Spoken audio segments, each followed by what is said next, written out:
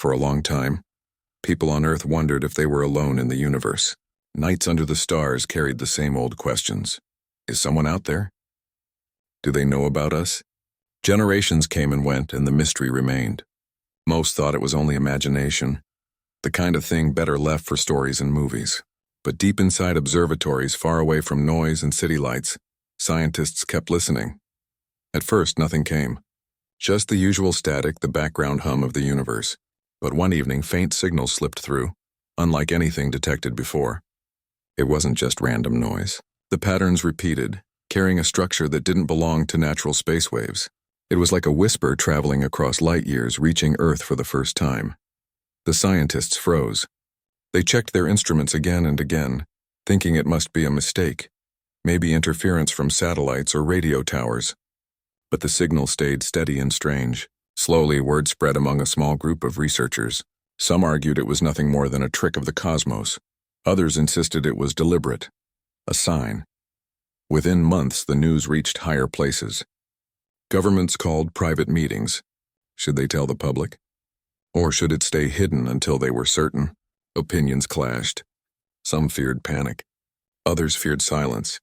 For the first time in history, humanity stood at the edge of something much bigger than wars or politics. But while Earth argued, far away, the truth was already moving. The signal wasn't just heard by humans. It had been answered. Out beyond the stars, in a part of the galaxy no human had ever seen, another civilization was listening. These beings were older, wiser in their own eyes, and sure of their strength. They had seen worlds rise and fall. To them, planets like Earth were nothing rare.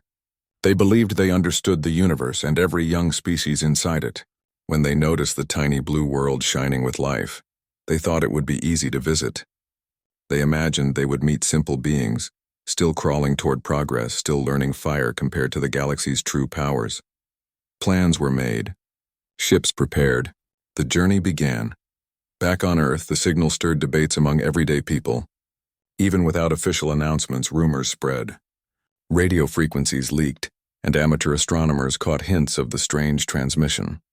Some people grew excited, imagining peaceful visitors bringing answers and wisdom. Others grew afraid, thinking of invasion or domination. Religion, philosophy, and science all fought for explanations, yet daily life carried on. People still worked, raised families, worried about bills, and dreamed of the future. That was the strange beauty of it. Humanity kept moving, even when the universe itself seemed ready to knock at the door. In observatories, telescopes kept scanning. Night after night, the signal repeated, unchanged. It was steady, almost patient, like someone waiting for a reply. A few scientists whispered about sending an answer back, something simple just to prove Earth could respond. But leaders hesitated. What if replying was dangerous? What if silence was safer? Humanity had never agreed on how to speak with itself. How could it decide how to speak with the stars? Meanwhile, in the dark between galaxies, the visitors drew closer. Their technology carried them faster than human eyes could track. They traveled in silence, curious and confident. From their view, Earth was fragile. Oceans covering most of its surface, storms twisting across continents, a thin atmosphere shielding delicate life. They studied the planet from afar and thought, this world cannot hold anything powerful. These beings must be soft, untested, easy to guide. What they didn't know was the truth hidden in Earth's history. For millions of years, the planet had been a battlefield of survival. From the smallest insect to the largest predator, every living thing had to fight for a place. Ice ages came and went, wiping out countless species. Volcanoes had buried skies in ash. Diseases had swept through populations again and again. And yet, against all odds, life always came back. Humans were not born in comfort. They were born in struggle. From deserts to frozen lands, from mountains to deep forests, they learned to adapt. Fire, tools, language, and communities. Each step came because survival demanded it. Hunger made them hunters.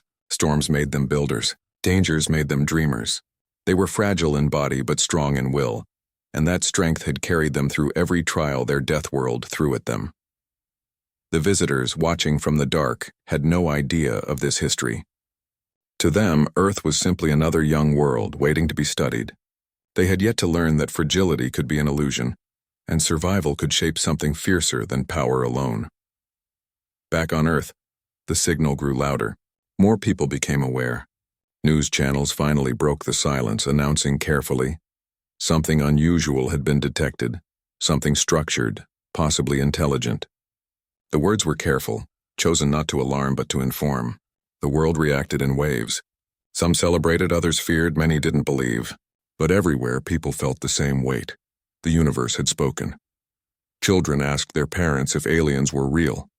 Elders remembered stories they had grown up with, now feeling closer than ever. Scientists sat with sleepless eyes, recording every detail, knowing history was being written. And across oceans and borders, for the first time, people looked at the stars together, wondering if they were truly alone. Still, no reply was sent. The world hesitated. Leaders feared the unknown. Would a reply invite peace or bring danger? Silence was both shield and prison. And then, without warning, new patterns appeared in the signal. Not just repetition, movement, change. The watchers in the sky were no longer waiting. They were coming. On a quiet night, telescopes caught faint glimmers where none should be, moving points of light shifting against the stars. Something was approaching. Most people on Earth still lived their normal lives, unaware of what was unfolding. But in hidden rooms, filled with tense faces and racing thoughts, the truth became clear. First contact was no longer a question. It was already happening. The visitors, still far from sight but closer than ever before, carried their assumptions with them. They believed they were about to meet a fragile race, one that had barely touched space. They thought Earth was weak. They thought humans were simple. But they did not know who they were truly coming to meet. They did not know the strength that had been forged in fire, ice, hunger, and hope. They did not know the story of the Deathworlders. Not yet. And so the world waited, not fully knowing, not fully ready, but standing at the edge of something that would change everything. The first time the visitors' ships reached the edge of the solar system, no one on Earth saw them. They moved silently, hidden in the deep dark far beyond the reach of human satellites. They had come with calm confidence, convinced they already knew what kind of creatures lived on the little blue planet ahead. From their point of view, Earth was beautiful but fragile. Its thin atmosphere, its swirling storms, its oceans covering most of the surface, none of it looked threatening. They believed the beings who lived there must be fragile too, unprepared for the galaxy beyond. They thought they were coming to meet a race that was young, naive, and harmless, but as they came closer, they began to study. They watched through long-distance scans. They listened to the planet's broadcasts, voices and music traveling out into space. They translated the patterns, learning words and ideas. And the more they listened, the more confused they became. The beings of Earth did not sound fragile. They argued, they dreamed. They built machines that crossed oceans and skies. They told stories of battles and struggles, of hope and survival. Their voices carried laughter and sadness, fear and courage, all tangled together. It was not what the visitors expected. On Earth, people still lived their ordinary lives.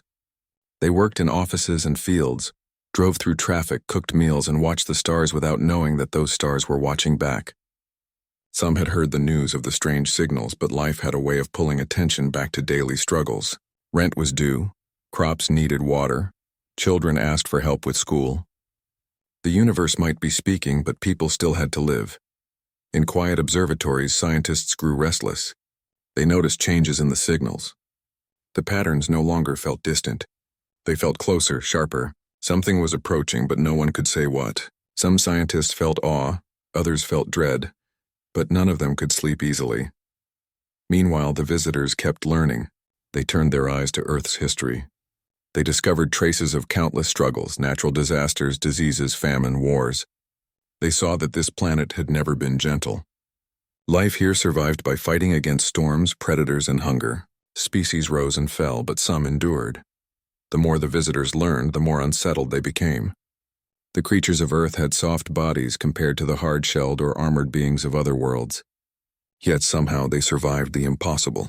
Their history was a chain of near endings, and yet, each time they returned stronger. To the visitors, this was strange. In their understanding, fragile species usually disappeared. They were replaced by stronger ones. But on Earth, weakness had found a way to become strength. The planet's dangers had not destroyed its people. They had shaped them. Still, the visitors thought, perhaps these beings did not truly understand their own nature. Perhaps survival was only an accident of luck. They wanted to see for themselves. They began to observe closer. They watched cities filled with light, machines carrying people through the air, voices crossing oceans instantly through invisible signals. They saw humans building rockets, touching the edge of space, daring to step where they were not ready to go. And yet, the visitors noticed contradictions. Humans could be kind and generous, yet also stubborn and divided. They cared for their families with deep love, yet fought among themselves with intensity. They dreamed of peace but carried memories of conflict. To the visitors, it was confusing. These beings seemed fragile, but their willpower was something entirely different. Back on Earth, more rumors spread.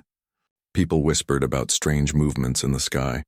Reports from amateur stargazers who claimed to see lights where no stars should be.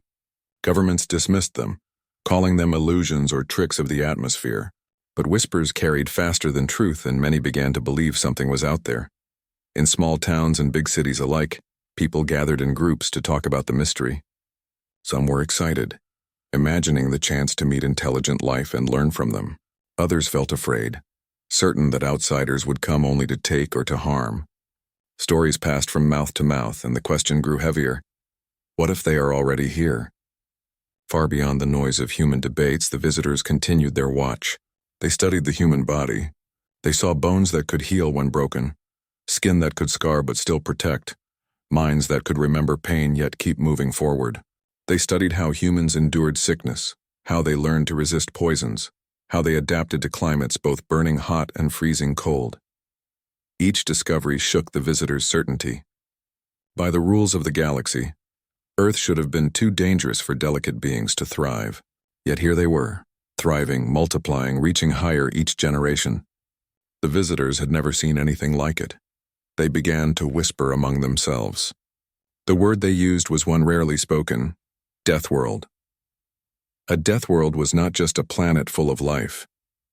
It was a planet that tried to kill life at every turn, where only the strongest, cleverest, and most resilient could survive. Such worlds were considered almost unlivable. The beings that came from them, when they did exist, were feared. The visitors were not ready to accept this about Earth. How could a world so beautiful, with its blue oceans and green lands, be one of those cursed death worlds? And how could such fragile-looking beings be Deathworlders? It seemed impossible, but the evidence kept growing. They saw humans climb the tallest mountains where the air was thin and icy. They saw humans dive into the deepest oceans, walking on the floor where pressure could crush metal. They saw humans cross deserts where the sun scorched the land by day and froze it by night. And in each place, the humans not only survived, they built stories, cultures, even communities. The visitors were forced to reconsider everything. Fragile? No, these beings were something else entirely. They were survivors of a planet that had shaped them with fire, storms, and endless trials. And yet, humans themselves had no idea of the title they were earning. On Earth, people still argued about bills, still laughed at jokes, still cried over losses, still dreamed of love and better days. They did not see themselves as dangerous. They saw themselves as ordinary. The visitors were not so sure anymore. They had thought they were arriving to meet a weak species. But now, watching closer, they began to fear that they had underestimated something that could not be measured by technology alone. The signals from space grew stronger, closer. Scientists on Earth felt the shift. Something was definitely moving toward them. Meetings grew more urgent, debates louder. Should humanity prepare for friendship or for defense? No one knew. Above all, there was a feeling spreading quietly across the planet, even among those who tried to ignore it. It was the sense that something huge was unfolding. Something bigger than any single nation, any single belief. The world felt as if it was holding its breath. And out in the vastness of space, the visitors continued their silent approach. They still carried their doubts, their studies, their confusion, but one thought began to echo more and more among them. Perhaps they had not come to meet a fragile people at all. Perhaps they had come face to face with Deathworlders. When the visitors first began to classify Earth, they treated it like any other world. They looked at its orbit, its distance from the sun, the balance of water and land. On the surface, it seemed ordinary, a planet that could support life, just like hundreds of others scattered across the galaxy. But the deeper they studied, the more impossible it became to see Earth as ordinary. The records they gathered told a story of constant danger. Earth's lands shifted with earthquakes. Mountains erupted with fire. Oceans swallowed coastlines in violent waves. The skies carried storms that could tear forests apart in hours. Even the ground itself was alive with venomous creatures, hidden poisons, and sharp teeth waiting in the dark. To most beings in the galaxy, one or two of these dangers would be enough to keep a world uninhabited. Yet on Earth, all of them existed together. Still, against all odds, life flourished. Not weak, sheltered life, but strong, adaptive, endlessly determined life. The visitors realized that Earth wasn't just alive. It was testing everything that lived on it. It was shaping creatures through pain, through hunger, through endless challenges. And at the top of that chain stood the humans. For the first time, the word Deathworld was spoken aloud in their councils. It was not used lightly. A Deathworld was a place that shaped survivors who could endure what others could not. Most galactic civilizations avoided such planets completely, believing them cursed. Only the strongest, most dangerous life forms came from them. At first, the visitors tried to dismiss the thought. How could such delicate-looking beings with their soft skin and fragile bones be the result of such a brutal world? But every time they asked this question, the evidence answered them. They studied how humans had survived ice ages, how they had crossed frozen lands wrapped only in animal skins. They saw how humans had faced deserts where water was almost impossible to find, yet they learned to carry it, store it, and travel for weeks under the burning sun.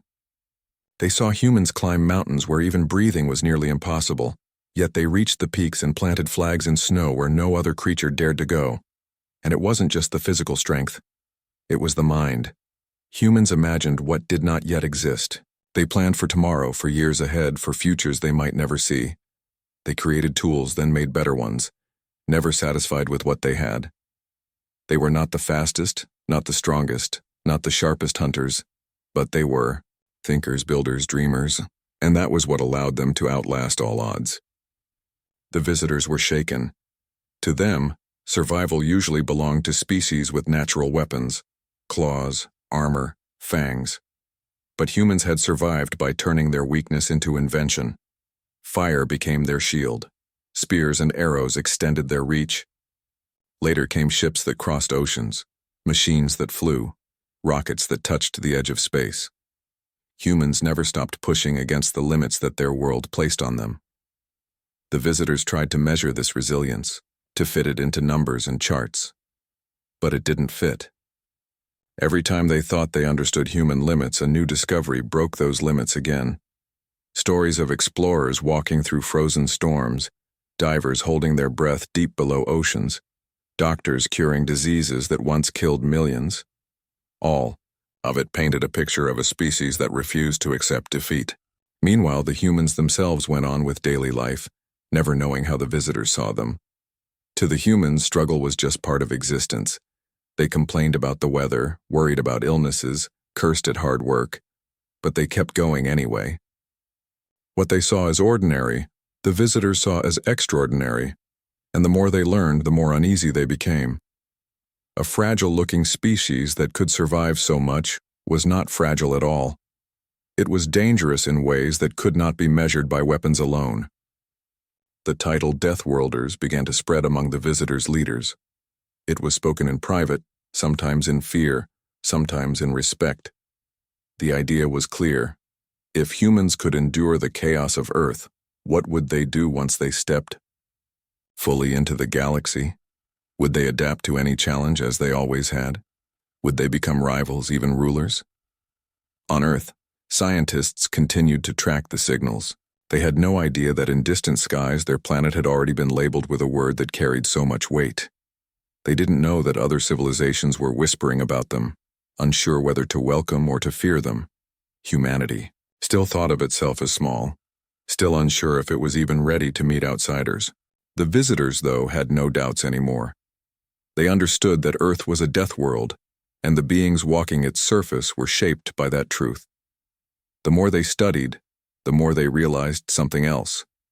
Humans had not only survived their world, they had learned to thrive in cooperation.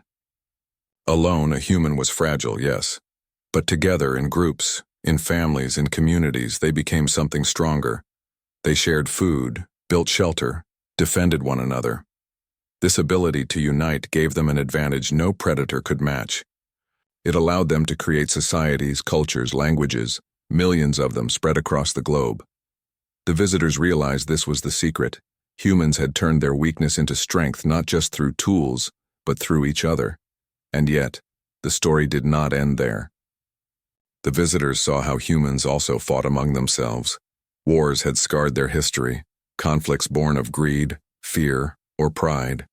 But even then, even in the darkest chapters, humans found ways to rebuild, to recover, to start again. To the visitors, it was terrifying because it meant even destruction could not stop them for long. In the councils of the visitors, the debate grew louder. Some argued that humanity must never be allowed to spread beyond its own world, that Deathworlders would bring only chaos to the galaxy. Others argued that humanity could be allies, their strength a force for good if guided wisely. The one thing no one could argue anymore was this: humans could not be underestimated. On Earth, the skies remained quiet, but the feeling of change grew stronger. More people looked at the stars at night, wondering what was out there. Stories of strange lights, of unexplained signals filled conversations. Governments denied, explained, softened the truth. But the sense of waiting grew heavier each day. Humanity had no idea that it was being judged, that it had already earned a reputation in the galaxy. They did not know that while they saw themselves as ordinary, others saw them as Deathworlders, the most unlikely survivors of the most unforgiving home. The visitors, watching from the dark, prepared for the moment of contact. But inside their ships, the mood was no longer pure confidence. It was caution, even fear. They had come expecting to meet a simple race. Instead, they had found something far more complex, something far more dangerous. And as the planet Earth spun quietly below, its people unaware of the storm gathering above, one truth had already been written in the stars. The Deathworlders were real, and they were about to step into the galaxy. When the visitors' ships finally entered the solar system, they moved carefully, their lights hidden from the human eye. But silence could not hide them forever. Telescopes on Earth began to catch strange movements among the stars. Small points of light that shifted where no planet or satellite should be. At first, governments tried to calm the reports, calling them mistakes or tricks of reflection. But the truth was spreading. Something was here. Inside hidden meeting rooms, world leaders faced a choice they had feared for years. Should humanity reach out openly or prepare for defense? The signals from the sky had already proven one thing. This was no dream, no rumor. The universe was knocking, and the knock was getting louder. For the visitors, the choice was just as heavy. They had already studied Earth's history, already whispered the word Deathworlders among themselves. They had come thinking of control, of guidance, maybe even of ownership. But now they carried doubt. They knew humanity was not weak. They knew this species had endured trials that should have ended it many times over. Still, there were factions among them. Some believed humans should be treated as equals, given respect and welcomed into the wider galaxy. Others disagreed, warning that Deathworlders were too dangerous, too unpredictable. They feared what would happen if humans were allowed to grow stronger among the stars. And so, while the ships moved closer, arguments echoed inside their councils. On Earth, ordinary people felt the tension even if they did not understand it fully. News reports spoke of unusual signals, of military forces moving quietly, of strange lights seen in the sky. Conversations at dinner tables carried a new question. What if they are not friendly? Some dreamed of peace, of a future where humans could learn from wise beings from the stars. But others remembered history, how often the powerful had tried to control the weaker. And they asked themselves, if humans could treat each other so harshly, what would strangers from another world do? The moment of first contact came without warning. Across the world, telescopes captured it, a vast shape crossing the shadow of the moon, gliding in silence. For a breathless moment, humanity saw it with naked eyes. It was no trick of light. A ship larger than any human craft drifted above, its edges glowing faintly against the darkness of space. The world stopped.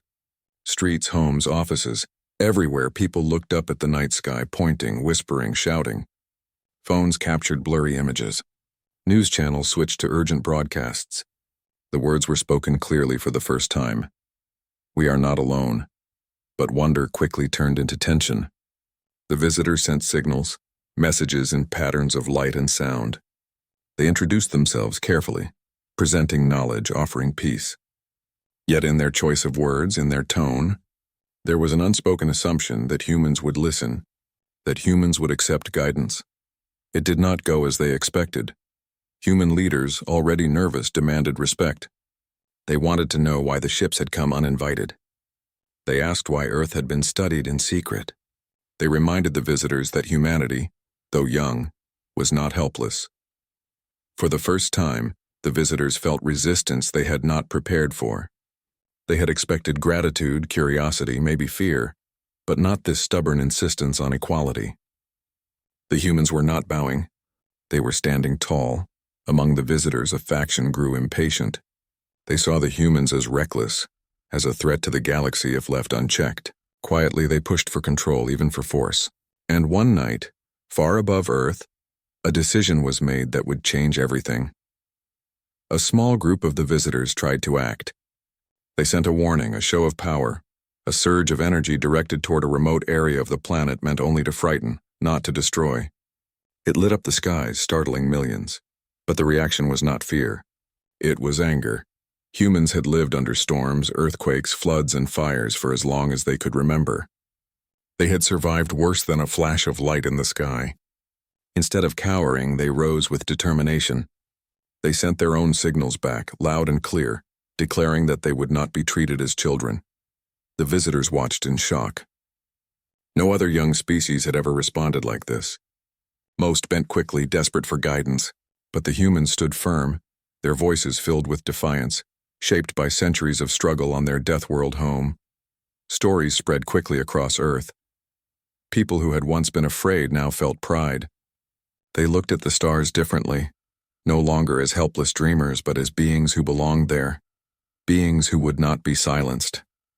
And the galaxy listened too, for among the visitors were others who had doubted the plan of control. Now they carried proof. The humans were not weak. They were not passive. They were Deathworlders, and their spirit burned too fiercely to be contained. The conflict within the visitors' ranks deepened.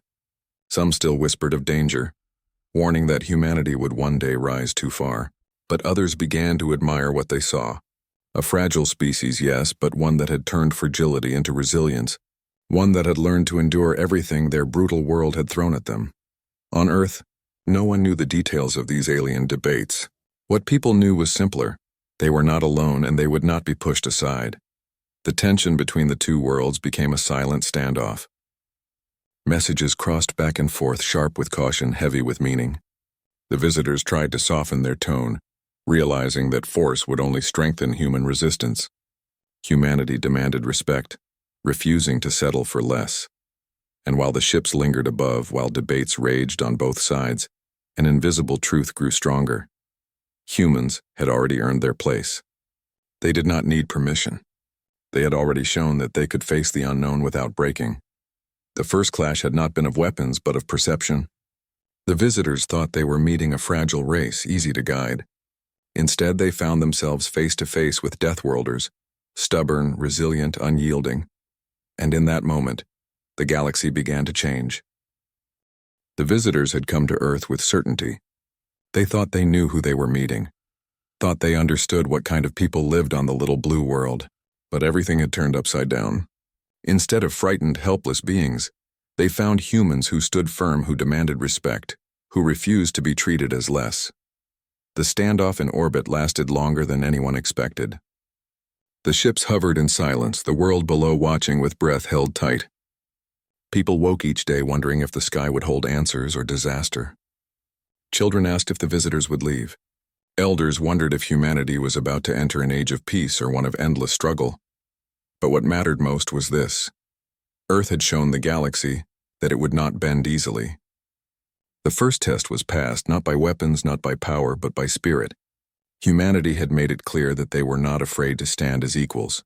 In the councils of the visitors, arguments raged. Some wanted to retreat, fearing the danger of Deathworlders. Others wanted to force control, though they now doubted their chances. A growing number, however, began to speak differently. They said humanity might not be a threat, but a chance. A species that had survived such a brutal world could become allies, builders, leaders even in places where others had failed. On Earth, the debates were just as intense. Leaders argued over how to respond. Some wanted to close the doors to hide, to protect what they had. Others wanted to step forward, to show that humanity was ready to walk among the stars. But in homes and streets, ordinary people carried simpler feelings. They were proud. For the first time, they felt that being human meant something larger than borders, larger than nations. It meant belonging to a world that had proven itself to the universe. Slowly, contact shifted. The visitors began to send messages that carried less authority and more respect. They asked questions instead of giving orders. They listened. And humans, though cautious, began to answer. It was not easy. Misunderstandings were constant.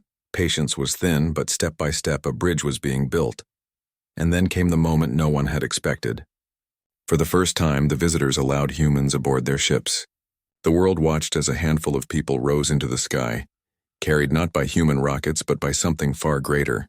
They disappeared into orbit, and when they returned, their words were simple but powerful. We are not the only ones anymore. The shock turned into excitement. People who had feared now dreamed. The stars above, once symbols of distance, began to feel closer. The thought spread from city to city, from one side of the earth to the other. Humanity would not remain only on this world. They would go further. The visitors realized then what they had unleashed. They had come thinking they were the ones in control, but in truth they had opened a door that humanity would never close again. Curiosity burned too brightly in these beings, too fiercely to be contained. The Deathworlders were looking upward, and nothing could stop them. Stories of human courage spread beyond Earth. Other civilizations heard of the encounter. Whispers traveled through the galaxy. Whispers of fragile-looking creatures who had stood against advanced visitors without fear.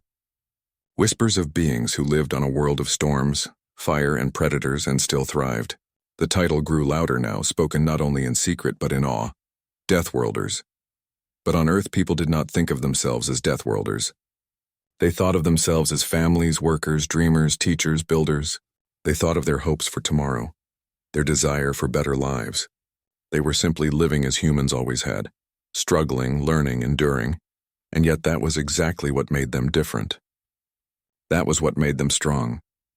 As time passed, the visitors pulled back their fleets, no longer circling Earth in threat but watching from a respectful distance. They understood now that this world was not one to be taken or controlled.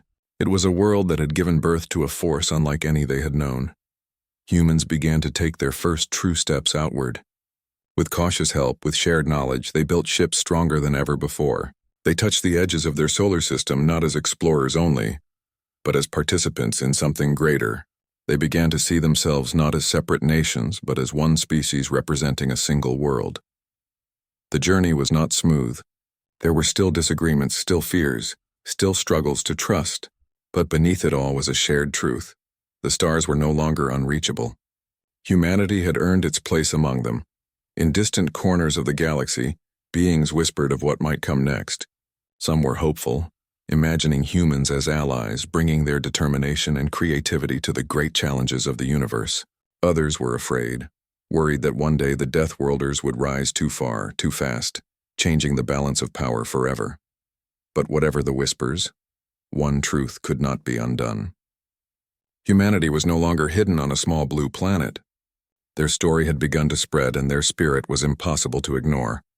For humans, life carried on as always. Children still played, people still worked, laughter and sorrow still filled their days. Yet in every corner of the world, the stars looked different now. They were no longer silent, no longer distant. They were waiting, and so the Deathworlders emerged. Not as conquerors, not as victims, but as survivors ready to step into the unknown. They carried with them the strength of every storm they had endured, every mountain they had climbed, every loss they had faced and overcome. The visitors, once so sure of themselves, could only watch and wonder. They had not known who would come to meet them when they first heard the signals from Earth. They had thought of weakness, of fragility. But what had come forward was something far greater. A species forged by a dangerous world. A people who refused to give up, who refused to bow, who carried both gentleness and fury in equal measure. And in the quiet records of the galaxy, written long after those first ships had arrived, one line remained. We did not know who had come until the Deathworlders emerged.